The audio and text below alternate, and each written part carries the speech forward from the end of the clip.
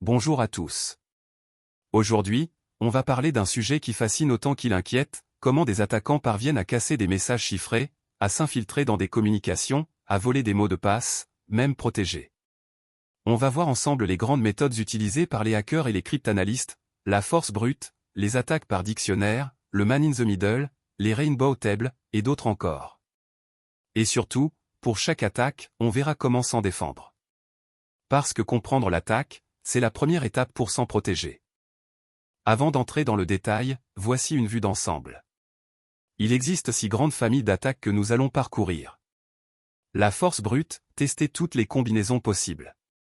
L'attaque par dictionnaire, utiliser des listes de mots de passe courants. Le man in the middle, s'interposer dans une communication. Les rainbow tables, des bases de données précalculées de hash. Les replay attaques, réutiliser un message intercepté. Et enfin les attaques par canal auxiliaire, qui exploitent des informations physiques qui fuient lors d'un calcul. Ce que ces méthodes ont en commun, elles visent toutes à accéder à une information protégée sans posséder la clé légitime. Certaines sont brutales, d'autres subtiles, mais toutes sont réelles et utilisées aujourd'hui. La force brute, c'est la méthode la plus simple conceptuellement. On essaie toutes les combinaisons possibles, une par une, jusqu'à trouver la bonne. Pas d'intelligence, pas de ruse, juste de la puissance de calcul. Regardons ce tableau. Pour trouver un mot de passe de 6 caractères en minuscules, il faut moins d'une seconde avec un GPU moderne. 8 caractères alphanumériques?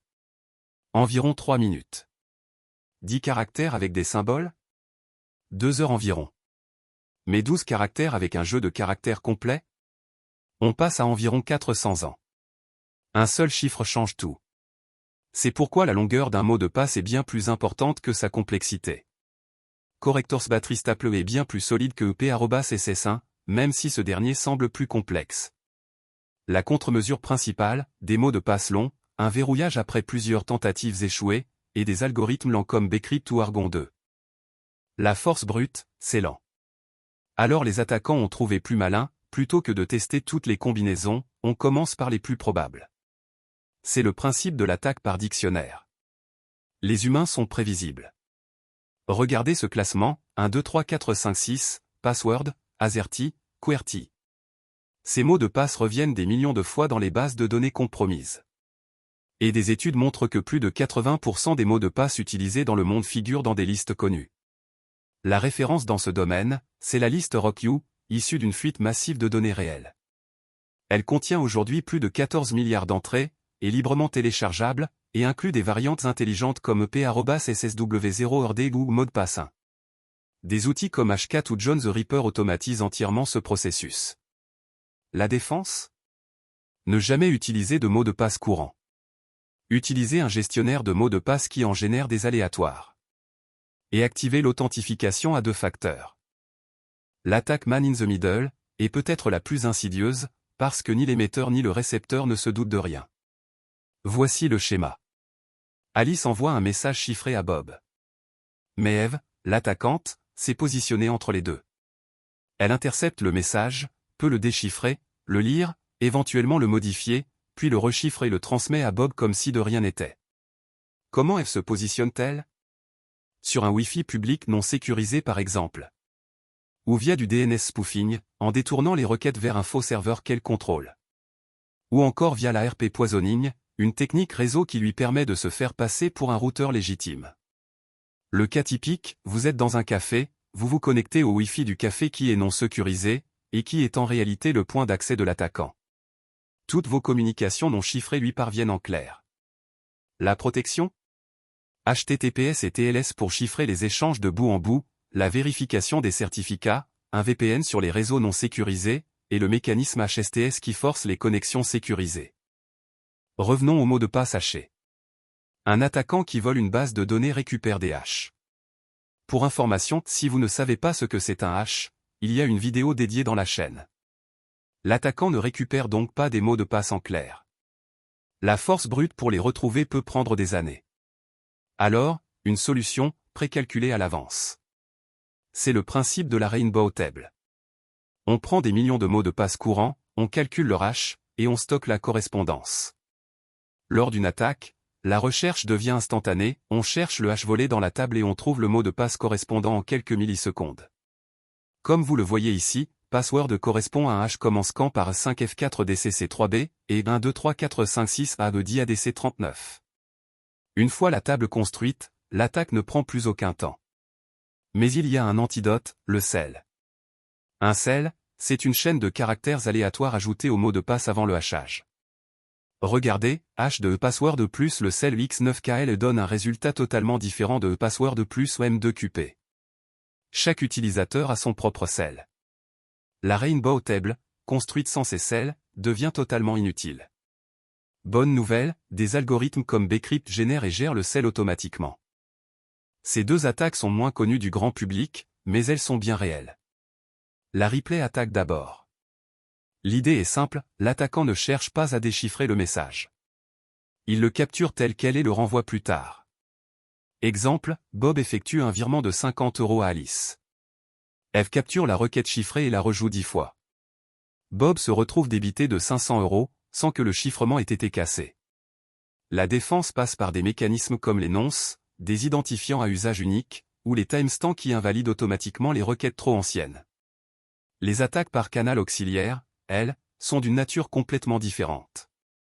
Plutôt que d'attaquer l'algorithme mathématiquement, on exploite ce qui fuit physiquement pendant le calcul, la consommation électrique, la chaleur dégagée, le temps d'exécution, qui peut varier selon la clé utilisée, ou encore les émissions électromagnétiques. Ce sont des attaques sophistiquées, souvent réservées à des acteurs étatiques ou à la recherche académique, mais elles ont permis de compromettre des cartes à puce et des modules cryptographiques matériels. Voici 6 attaques supplémentaires importantes à connaître. L'attaque par texte clair connue, l'attaquant possède un message en clair, mais également son message chiffré correspondant. Il s'en sert pour déduire la clé. C'est exactement la méthode utilisée par les Alliés pour casser Enigma pendant la Seconde Guerre mondiale, ils connaissaient certains fragments des messages météo transmis chaque jour. L'attaque par texte clair choisie, encore plus puissante, elle suppose un accès au système de chiffrement pour faire chiffrer des messages de son choix. Redoutable contre les algorithmes mal conçus. La cryptanalyse différentielle, une méthode académique qui analyse comment des petites différences dans l'entrée se propagent dans le chiffrement. Elle a directement conduit à l'amélioration du DES, Data Encryption Standard, qui est un algorithme de chiffrement symétrique développé par IBM, et à la conception d'AES. L'attaque par collision sur les hashes, il s'agit de trouver deux messages différents avec le même hash. C'est ce qui a conduit à la mise à la retraite de MD5 et SHA-1. Le phishing et l'ingénierie sociale, c'est techniquement la méthode la plus efficace en pratique. Inutile de casser un chiffrement si on peut simplement demander le mot de passe à l'utilisateur en se faisant passer pour son service informatique. Et enfin les attaques logicielles par canal auxiliaire comme Spectre et Meltdown, qui exploitent des vulnérabilités dans le processeur lui-même plutôt que dans le logiciel. Ce tableau résume tout ce qu'on vient de voir. Chaque attaque est évaluée selon sa complexité de mise en œuvre et son impact potentiel. La force brute et le dictionnaire ont un impact maximal, et les outils sont accessibles à tous. Le man in the middle demande un peu plus de technique mais reste à la portée d'un attaquant motivé sur un réseau local. Les Rainbow Tables sont simples à utiliser mais neutralisées par le sel. Les replay attaques ont un impact ciblé mais sont relativement faciles à contrer. Et les side channels sont les plus complexes mais aussi les plus difficiles à détecter. Ce qui ressort de ce tableau, c'est qu'il n'existe pas d'attaque miracle universelle. Les attaquants combinent souvent plusieurs méthodes. Et pour chaque attaque, il existe une contre-mesure, à condition de l'avoir mise en place. Ce que nous venons de parcourir ensemble, c'est avant tout une démonstration que la sécurité n'est pas un état figé. C'est une course permanente. MD5 était considéré comme sûr dans les années 90. SHA-1 aussi. Aujourd'hui, ces algorithmes sont obsolètes et ne doivent plus être utilisés pour des usages sensibles. Demain, le quantum computing pourrait menacer RSA et les cryptographies à courbe elliptique, et la communauté travaille déjà sur la transition post-quantique. Mais la plus grande vulnérabilité reste humaine.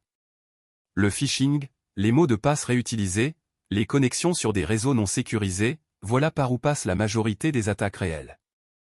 Les bonnes pratiques sont simples, activer le double facteur d'authentification, utiliser un gestionnaire de mots de passe, toujours vérifier le HTTPS et mettre à jour ses systèmes.